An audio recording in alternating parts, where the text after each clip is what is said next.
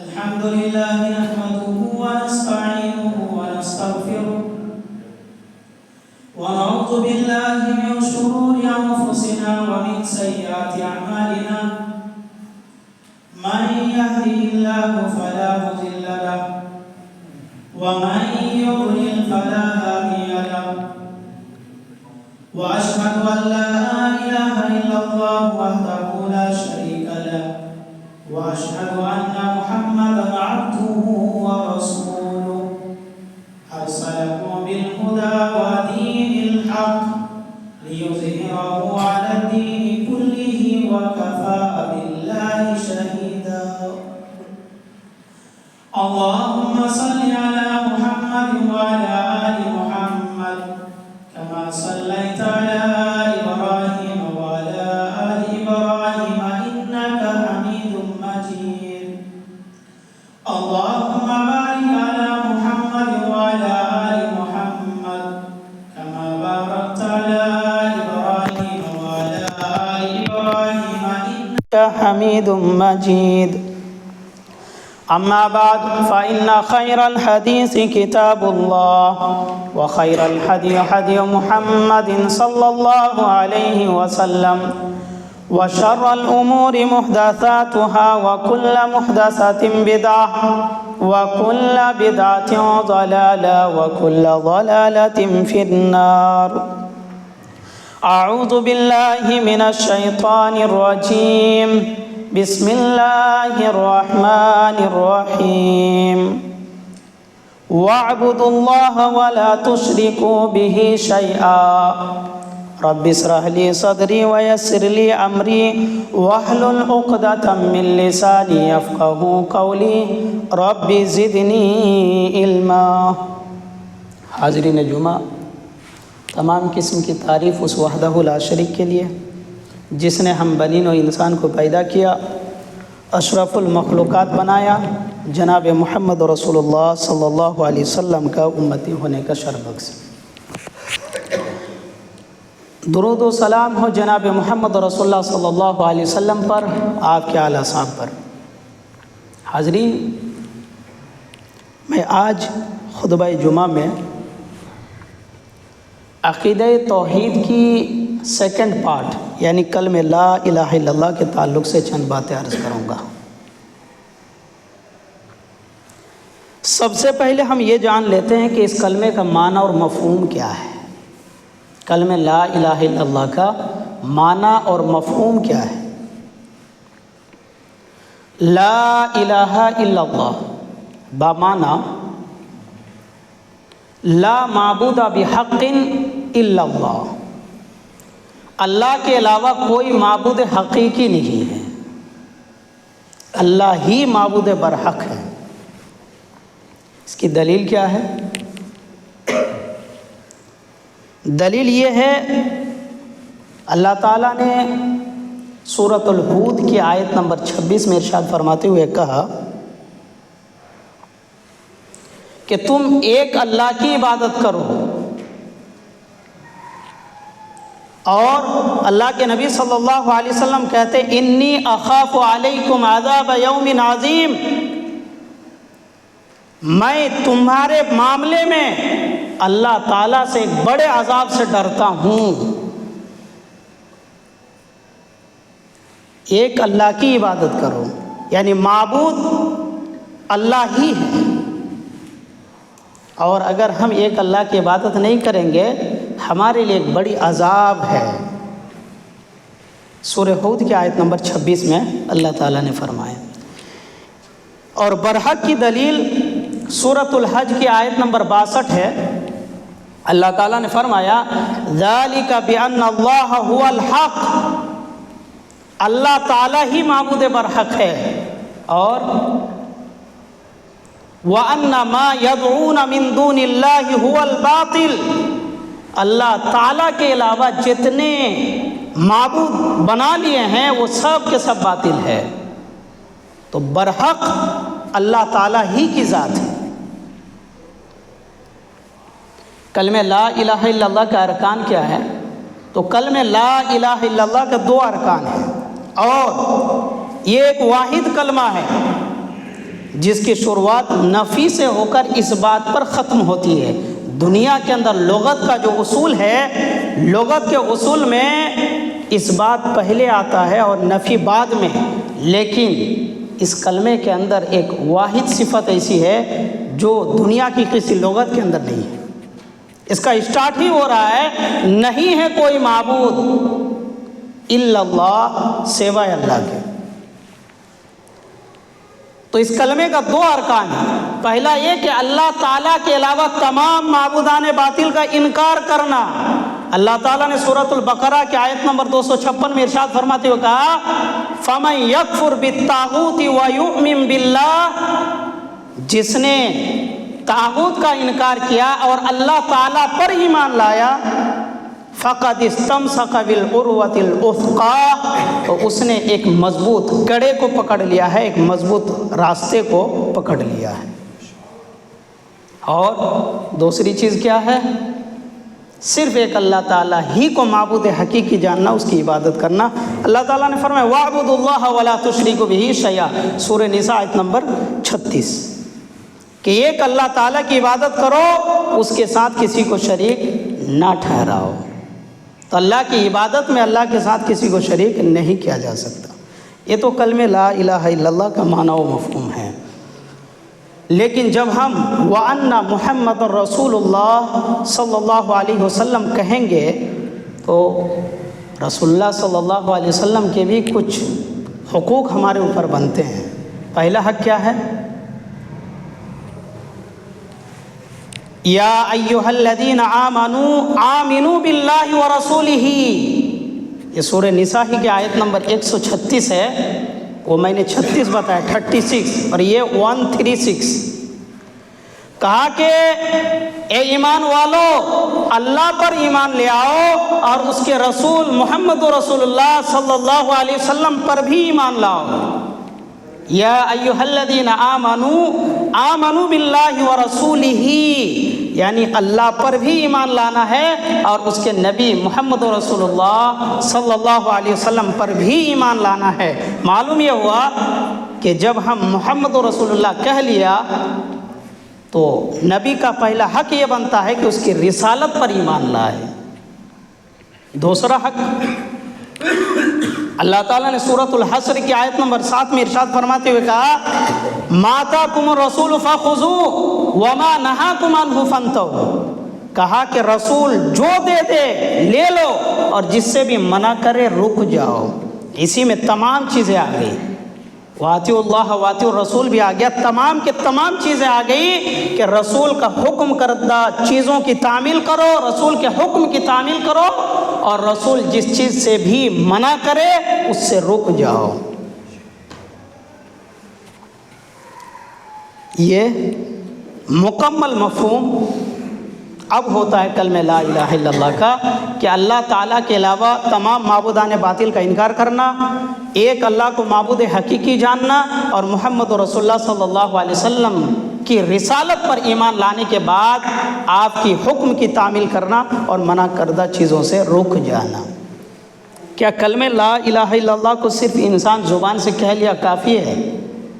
نہیں، جس طریقے سے ہر عبادات کے اندر کچھ شرائط ہیں، اسی طریقے سے کلمہ لا الہ الا اللہ کی بھی کچھ شرائط ہیں۔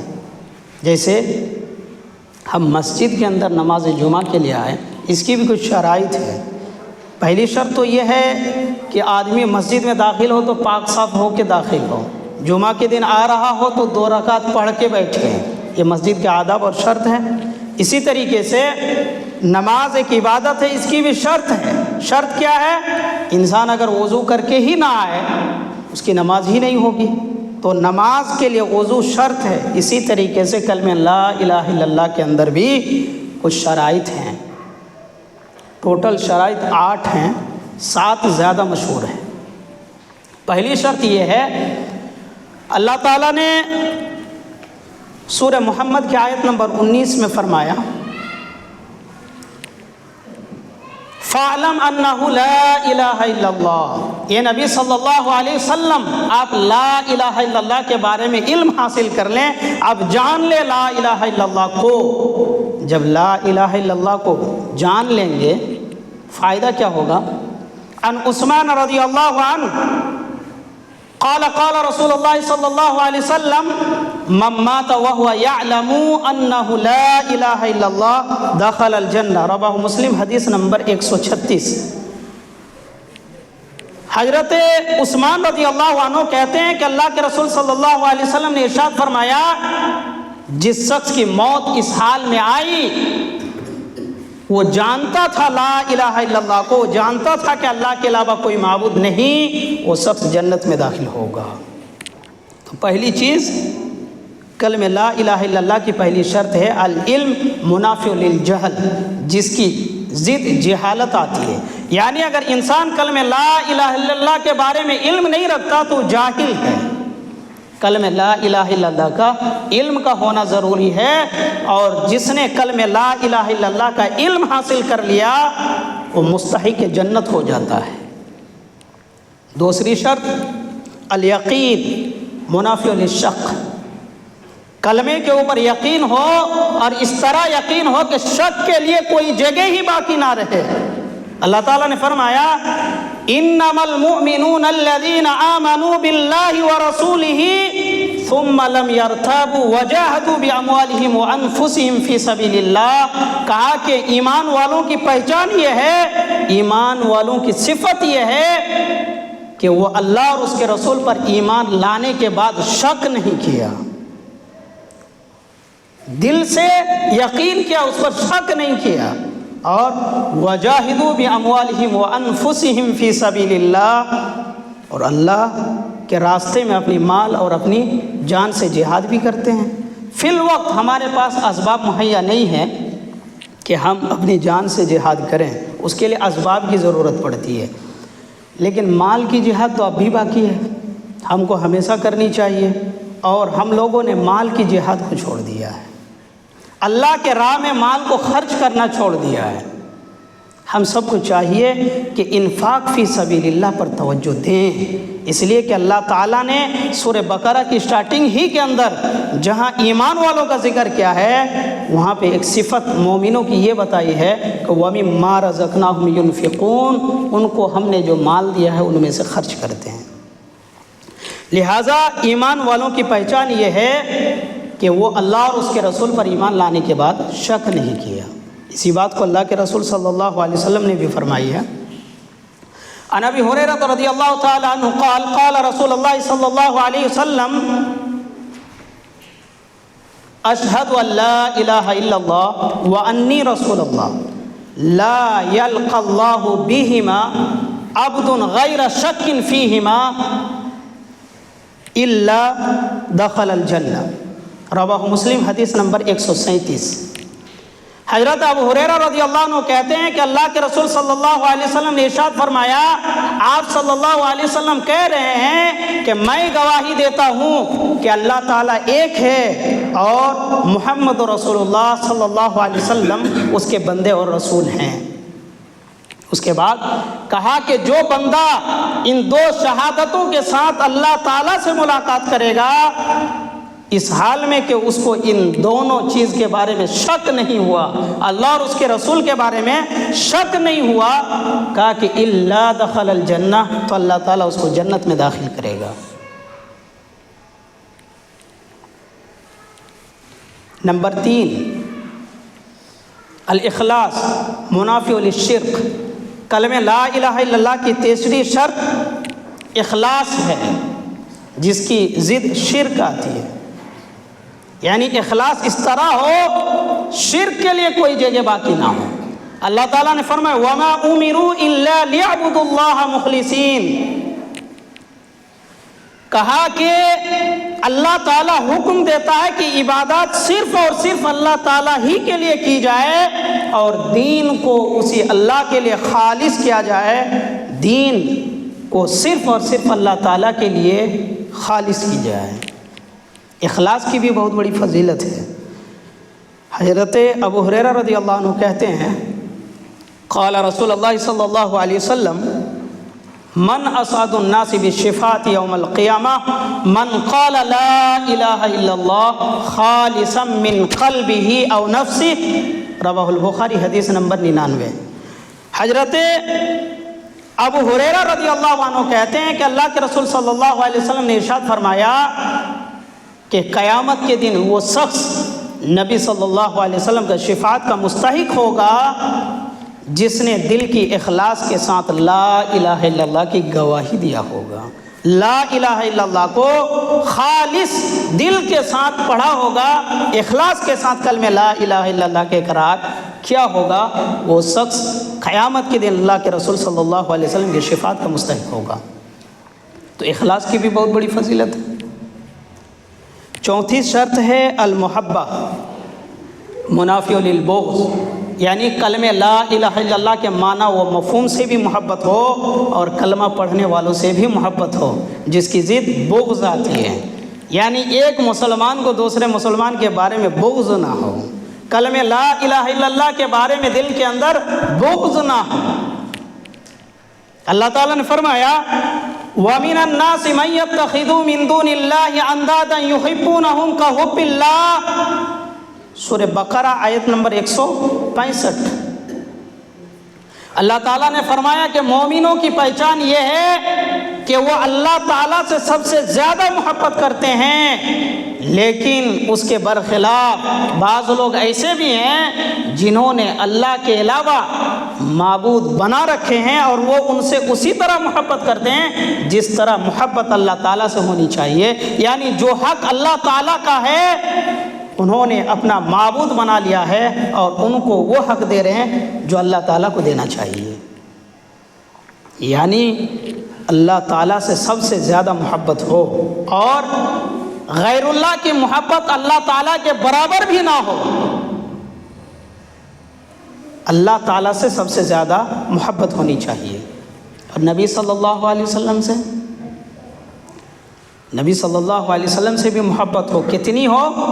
عن انس رضی اللہ عنہ عن النبی صلی اللہ علیہ وسلم قال لا يؤمن احدكم حتى اكون احب اليه من والده وولده والناس اجمعین، رواہ البخاری حدیث نمبر 15۔ حضرت انس رضی اللہ عنہ کہتے ہیں اللہ کے رسول صلی اللہ علیہ وسلم نے ارشاد فرمایا کہ تم میں سے کوئی شخص اس وقت تک مومن کامل نہیں ہو سکتا ہے جب تک محمد رسول اللہ ان کے نظر میں ان کے باپ، ان کے بیٹے اور تمام کنبہ قبائل سے زیادہ محبوب نہ ہو جائے۔ محمد رسول اللہ صلی اللہ علیہ وسلم کی ذات گرامی دنیا اور اس کی تمام چیزوں سے زیادہ محبوب نہ ہو جائے، اس وقت تک کوئی آدمی مومن کامل نہیں ہو سکتا۔ تو کلمہ لا الہ الا اللہ کی چوتھی شرط محبت، یعنی کلمے سے بھی محبت ہو اور کلمہ پڑھنے والے سے بھی محبت ہو۔ پانچویں شرط ہے الصدق منافی للکذب، یعنی کلمہ لا الہ الا اللہ کو سچائی کے ساتھ اپنایا جائے جس کی ضد جھوٹ ہے۔ اللہ تعالیٰ نے قرآن مجید کی سورہ بقرہ کی آیت نمبر 8 میں ارشاد فرماتے ہوئے کہا وَمِنَ النَّاسِ مَن يَقُولُ آمَنَّا بِاللَّهِ وَبِالْيَوْمِ الْآخِرِ وَمَا هُمْ بِمُؤْمِنِينَ، کہ لوگوں میں سے بعض ایسے بھی ہیں جو یہ کہتے ہیں آمنا باللہ، ہم اللہ پر ایمان لائے، یوم آخرت پر ایمان لائے، وما ہم بمؤمنین، لیکن وہ مومن نہیں ہے۔ یقولون بألسنتہم ما لیس فی قلوبہم، وہ اپنی زبانوں سے جو بات کہہ رہا ہے ان کے دل کے اندر نہیں ہے۔ سورہ فتح آیت نمبر 11۔ اپنی زبان سے کہہ تو رہا ہے ہم ایمان لائیں، لیکن اس کے دل کے اندر نہیں ہے، دل اس بات سے خالی ہے۔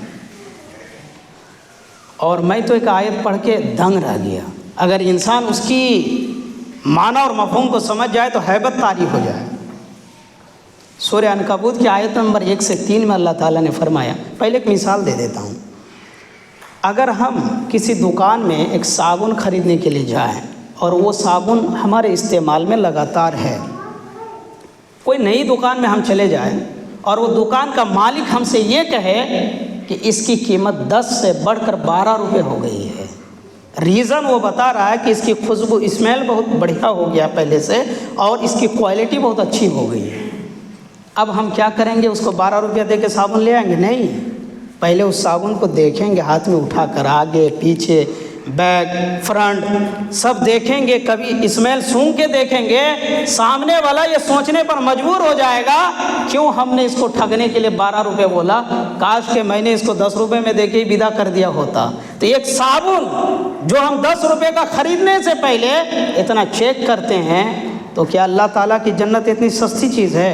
کوئی شخص صرف زبان سے کہہ دیا کہ ہم ایمان لائے، اللہ تعالیٰ اسی بات کو قرآن کریم کی سورہ عنکبوت کیا 1 سے 3 میں فرمایا، الف لام میم احسب الناس ان یترکوا یقولوا آمنا وهم لا یفتنون وَلَقَدْ فَتَّنَّا الَّذِينَ مِن قَبْلِهِمْ فَلَيَعْلَمَنَّ الَّذِينَ صَدَقُوا وَلَيَعْلَمَنَّ الْكَاذِبِينَ۔ اللہ تعالیٰ کہہ رہا ہے کیا لوگ یہ گمان کر رکھا ہے کہ صرف اپنی زبان سے کہہ دیا کہ ہم ایمان لائے اور چھوڑ دیے جائیں گے، وَهُمْ لَا يُفْتَنُونَ، اس کی چیکنگ نہیں ہوگی، ان کی آزمائش نہیں ہوگی، ان کی ایمان چیک نہیں کیا جائے گا۔ وَلَقَدْ فَتَّنَّا الَّذِينَ مِن قَبْلِهِمْ، حالانکہ ہم نے اس سے پہلے لوگوں کو آزمایا ہے، اس کو چیک کیا ہے۔ فَلَا يَعْلَمَنَّ الَّذِينَ صَدَقُوا وَلَا يَعْلَمَنَّ الْكَاذِبِينَ، ہم جان لے کہ ان میں کون اپنے دعوے ایمان میں سچا ہے اور کون جھوٹا ہے۔ نہیں سمجھ میں آئی بات؟ اللہ تعالیٰ کہنا یہ چاہ رہا ہے کیا لوگ یہ گمان کر لیا ہے کہ صرف ہم اپنی زبان سے کہہ دیا کہ ایمان لائے اور چھوڑ دیے جائیں گے؟ کہہ رہا نہیں، اللہ تعالیٰ چیک کرے گا، اور چیک کرنے کی بات آئی تو بلال حبشی سے پوچھئے کس طریقے سے چیک ہوتا ہے۔ چیک کرنے کی بات آئی تو خود محمد رسول اللہ صلی اللہ علیہ وسلم سے پوچھئے طائف کے اندر کیا حشر ہوا۔ چیک کرنے کی بات آئی حضرت ابو بکر اور عمر سے پوچھئے کہ اس راستے میں کتنی تکلیفوں کا سامنا کرنا پڑا ہے۔ ہم کو تو اسلام آسانی سے مل گئی ہے، اس لیے ہم کو اس کی کوئی قدر نہیں ہے۔ تو اللہ تعالیٰ نے کہا کہ ہم چیک ضرور کریں گے تاکہ ہم جان لیں کون دعوے ایمان میں سچا ہے اور کون اپنے دعوے میں جھوٹا ہے۔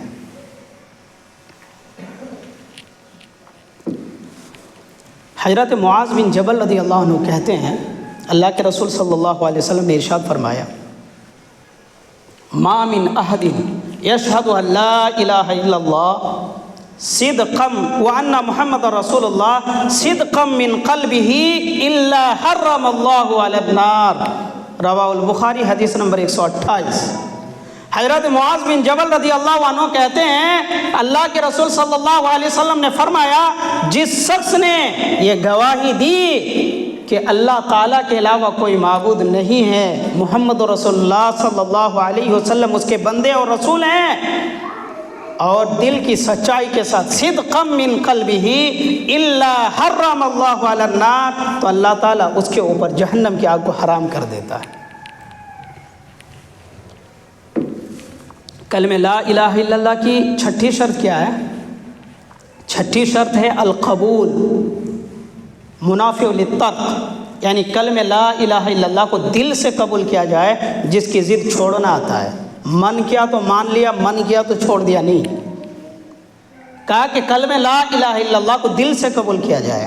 اللہ تعالیٰ نے فرمایا انہم اذا قیل لہم لا الہ الا اللہ یستکبرون یقولون اِنَّا لَتَارِكُونَ آلِهَتِنَا لِشَاعِرٍ او مجنون، سورہ صافات آیت نمبر 35۔ اللہ تعالیٰ نے کہا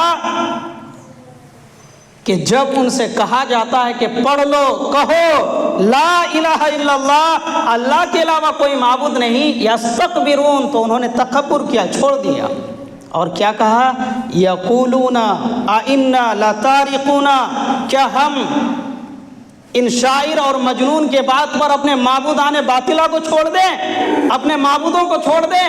آج ہمارے ساتھ بھی یہی دقت تو آ رہی ہے، جب کسی شخص کو قرآن و حدیث کی دعوت دیجئے تو سامنے والا یہ کہتا ہے ٹھیک ہے قرآن و حدیث کی بات ہے لیکن ہم نہ مانیں گے۔ کیوں؟ اس لیے کہ یہ ہمارے امام نے نہیں کہا ہے۔ ہم آپ کی بات پر اپنے بزرگان دین کو چھوڑ دیں؟ کیا ہمارے امام صاحب آپ سے کم جانکار تھے؟ یہ کلمہ لا الہ الا اللہ پر مکمل عمل نہیں ہے۔ اس لیے کہ ہم نے نبی کے نام کا کلمہ پڑھا ہے، کسی شخصیت کے نام کا کلمہ نہیں پڑھا ہے۔ شیخ عبداللہ ابن باز کی ایک کتاب کا میں مطالعہ کر رہا تھا۔ شیخ نے ایک بہت ہی دلچسپ بات لکھی ہے، وہ یہ کہ جب انسان شخصیت پرستی پر آتا ہے تو وہ قرآن و حدیث کو نہیں مانتا، پھر وہ قرآن و حدیث میں اپنی تاویلات شروع کر دیتا ہے، اور جہاں پر اس کی تاویل کام نہیں کرتا پھر وہ اس آیت یا حدیث کو ناسخ منسوخ کہہ کر اپنا معاملہ الو سیدھا کر لیتا ہے۔ یعنی قرآن و حدیث کا سہارا وہ اپنی منطقی چال کے لیے استعمال کرنا چاہتا ہے، اور جہاں اس کی منطق کام کرنا بند کر دیتا ہے وہاں وہ یہ کہہ دیتا ہے کہ یہ حدیث منسوخ ہے، ناسخ ہے۔ مثال بہت ساری چیزیں دی جا سکتی ہے۔ تو کلمہ لا الہ الا اللہ کی چھٹی شرط یہ ہے کہ اس کو دل سے اپنایا جائے، زبان سے نہیں، یعنی قبول کیا جائے۔ ساتویں شرط ہے الانقیاد منافی للرد، یعنی تابع داری اس طرح ہو کہ تردد کے لیے کوئی جگہ باقی نہ رہے۔ کلمہ لا الہ الا اللہ پر عمل کریں، ایسا نہیں کہ آج ہم نے عمل کر لیا اور کچھ دنوں کے بعد پھر چھوڑ دیا، پھر عمل کر لیا، کہا نہیں، تابع داری ہو اور کنٹینیو کے ساتھ ہو۔ اللہ تعالیٰ نے سورہ لقمان کی آیت نمبر 22 میں فرمایا وَمَن يُسْلِمْ وَجْهَهُ لِلَّهِ وَهُوَ مُحْسِنٌ، کہا کہ جو شخص اللہ تعالیٰ کے لیے اپنا سر کو جھکا دیا، اپنے چہرے کو اللہ تعالیٰ کے آگے جھکا دیا، سرنڈر کر دیا، وَهُوَ مُحْسِن، اور نیک عمل کیا، فَقَدْ اسْتَمْسَكَ بِالْعُرْوَةِ الْوُثْقَىٰ، تو انہوں نے ایک مضبوط کڑے کو تھام لیا، ایک مضبوط راستے کو پکڑ لیا۔ یہی بات اللہ تعالیٰ نے سورہ بقرہ میں بھی کہی ہے۔ سورہ لقمان میں اللہ تعالیٰ نے کیا کہا؟ جس نے اپنے چہرے کو اللہ تعالیٰ کے سامنے جھکا دیا، یعنی تابع داری کر لی، اللہ کو اپنا معبود مان لیا، ہر معاملے میں اللہ تعالیٰ کو اپنا رب مان لیا، اور اللہ تعالیٰ کے بتائے ہوئے طریقے کے مطابق زندگی گزارنے لگا، وہ محسن، اور کام کیا تو اچھا کام کیا، نیکی کا کام کیا، انہوں نے ایک مضبوط کڑے کو تھام لیا۔ اور 8ویں چیز یہ ہے الکفر ما یعبدون من دون اللہ، یعنی انکار اللہ کے علاوہ تمام معبودان باطل کی عبادت کا۔ عبادت صرف اور صرف ایک اللہ تعالیٰ کی جائے گی، اور اللہ کے علاوہ تمام معبودان باطل کا انکار کرنا۔ اللہ تعالیٰ نے سورہ بقرہ کی آیت نمبر 256 میں ارشاد فرماتے ہوئے کہا فَمَن يَكْفُرْ بِالطَّاغُوتِ وَيُؤْمِن بِاللَّهِ فَقَدِ اسْتَمْسَكَ بِالْعُرْوَةِ الْوُثْقَىٰ، جس نے طاغوت کا انکار کیا اور ایک اللہ پر ایمان لایا، اس نے مضبوط کڑے کو تھام لیا۔ یہ طاغوت کیا ہے؟ طاغوت یعنی اللہ کے علاوہ جو بھی معبود بنائے یا جس کی بھی عبادت کی جائے، نظر و نیاز چڑھائی جائے، عرس لگایا جائے، وہ تمام کے تمام طاغوت کے دائرے میں آتا ہے۔ لیکن اس میں ایک کنڈیشن ہے، کنڈیشن یہ ہے کہ جس آدمی کی عبادت کی جا رہی ہے وہ راضی بھی ہو اس پر۔ مثلا ایک انبیاء ہیں، اب انبیاء نے یہ بتا کے تو نہیں گیا کہ میرے مرنے کے بعد مورتی بنا لینا۔ اب اگر کوئی شخص انبیاء کی مورتی بنا لے تو یہ طاغوت ہے؟ نہیں، اس لیے کہ وہ ان کی عبادت سے خوش نہیں ہے۔ اور میرے علم میں ایسے بھی مردود ہیں جن کی قبر میں نے اپنی آنکھوں سے دیکھا ہے۔ ان کے علاقے میں ایک مزار تھا جس کی عرس لگتی تھی، اور وہ اس مزار کا پجاری تھا۔ انتقال سے پہلے انہوں نے وصیت کی مجھے اپنے حضور کے بغل میں دفن کروانا۔ یہ طاغوت ہے، یعنی جو آدمی کی عبادت کی جا رہی ہے اور جس کے اوپر نظر و نیاز چڑھائی جا رہی ہے، وہ آدمی اس چیز سے راضی بھی ہو، وہ معبود اس سے راضی بھی ہو، کہا کہ یہ طاغوت ہے۔ یعنی ہم جس کی عبادت کر رہے ہیں، جس کے اوپر نظر و نیاز چڑھا رہے ہیں، جن کے پاس اپنی دعائیں مانگ رہے ہیں، وہ اگر اس چیز سے راضی ہے وہ طاغوت ہے۔ اور طاغوت کا انکار کرنا ضروری ہے۔ جب تک ہم طاغوت کا انکار نہیں کریں گے، کلمہ لا الہ الا اللہ کی شرط کو ہم پورا نہیں کر سکتے ہیں، اور ہم کو اپنا معبود حقیقی صرف اور صرف اللہ تعالیٰ ہی کو ماننا ہے۔ ان 8 چیزوں سے خلاصہ کلام کیا نکلا؟ علم زبان سے اقرار کرنا، یقین دل سے ماننا، اخلاص دل سے ماننا، صدق دل کا معاملہ ہے، محبت دل کا معاملہ ہے، قبول دل کا معاملہ ہے، تابعداری عمل کا معاملہ ہے، عمل کرنا ہے، اور کفر یہ بھی زبان سے انکار کرنا ہے۔ یہ 8 شرطوں سے خلاصہ کلام یہ نکلا کہ کلمہ لا الہ الا اللہ کا حقیقی مطلب یہ ہوتا ہے کہ اس کلمے کو زبان سے اقرار کیا جائے، دل سے یقین کیا جائے، اور اعضاء و جوارح سے عمل کیا جائے۔ یہ مطلب نکلا اس کلمے کا۔ یعنی ایمان نام ہے 3 چیزوں کا، زبان سے اقرار کرنا، اقرار باللسان، تصدیق بالجنان، اور عمل بالارکان۔ اب آئیے آخر میں یہ بھی بتا دوں، اگر کوئی شخص دل سے جان لیا لیکن عمل نہیں کیا، اقرار نہیں کیا، اس کی نجات ممکن ہے؟ نجات ممکن نہیں ہے۔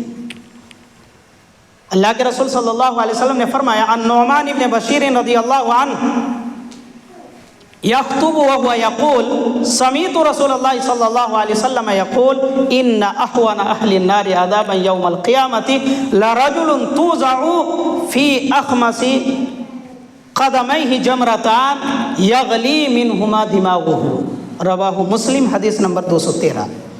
حضرت نعمان بن بشیر رضی اللہ عنہ خطبہ میں فرمایا، اس طریقے سے خطبہ دے رہے تھے۔ حضرت نعمان بن بشیر رضی اللہ عنہ کہتے ہیں کہ اللہ کے رسول صلی اللہ علیہ وسلم سے میں نے سنا، آپ صلی اللہ علیہ وسلم نے کہا کہ قیامت کے دن یعنی جہنم میں سب سے ہلکا عذاب اس شخص کو دیا جائے گا جس کے پیر کے نیچے آگ کے 2 انگارے رکھے جائیں گے جن سے اس کا دماغ کھول رہا ہوگا۔ اور یہ عذاب کن کے لیے ہوگا؟ ابو طالب کے لیے ہوگا، جس نے کلمہ لا الہ الا اللہ کو دل سے تو جان لیا تھا لیکن زبان سے اقرار نہیں کیا، اس پر عمل نہیں کیا۔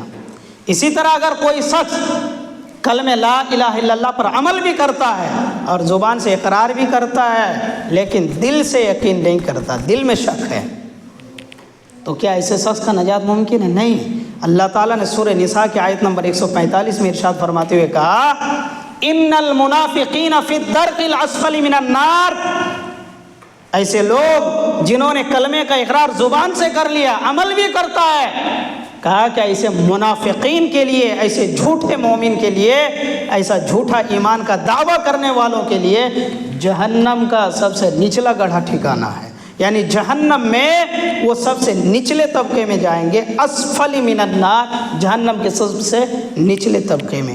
معلوم یہ ہوا کہ ہم کلمے کا حق اس وقت تک ادا نہیں کر سکتے جب تک ہم اس کو زبان سے اقرار کے ساتھ ساتھ دل سے نہ مان لے اور دل سے ماننے کے ساتھ عمل نہ کر لے۔ تو ایمان نام ہوا 3 چیزوں کا، انسان اس کو زبان سے اقرار کرے، دل سے گواہی دے اور اعضاء و جوارح سے عمل کرے۔ اللہ تعالی ہم لوگوں کو کہنے سننے سے عمل کی توفیق عطا فرمائے۔ اقول قولی ھذا استغفر اللہ